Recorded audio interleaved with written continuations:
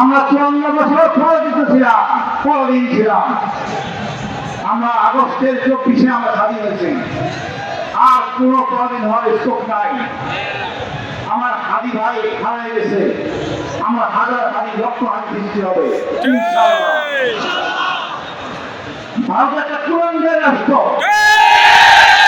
এই রাষ্ট্র আমাদের সঙ্গে বিকাশ হয়ে যায় না। আমরা এটা প্রতিহিংসা করে নেব। যথেষ্ট সময় দেওয়া হয়েছে ভারতকে, আওয়ামী লীগকে, আমরা নিষ্কৃত হয়েছি। আর কোন ছাড় দেব না। আমাদের হাতি হত্যাকারীকে ফেরত দিতে হবে, হাতিরা সহ আওয়ামী লীগকে ফেরত দিতে হবে।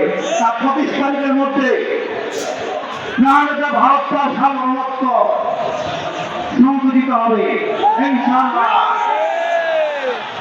7 পৃষ্ঠার মধ্যে না, 8 পৃষ্ঠা পশ্চিমবঙ্গ আন্দোলন যাবে ইনশাআল্লাহ। আপনারা কাছে টাকায় দেখেন, ওখানে বঙ্গবন্ধু শেখ মুজিব নাই, ওই গেল ওসমান হাদি। আমরা এই হাল দিয়ে যাই, আমরা এটুকু নিয়ম অনুরোধ করবো, ওই কুরআনের শেখ মুজিব না।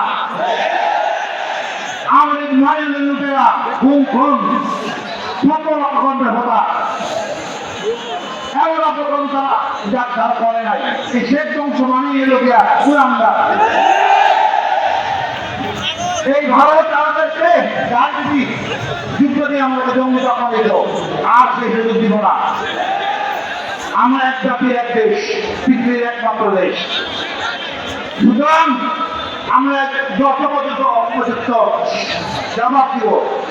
এই অথর্ব পররাষ্ট্র উপদেষ্টা আমাদেরকে নানাভাবে বিব্রত করছে, আমরা এদেরকে আর মানব না। আপনি দেখেন মিডিয়া হত্যাকাণ্ডে পরিষ্কার বলে দেওয়া হয়েছে ভারতীয় জড়িত, তারপরে আমরা কথা বলে না।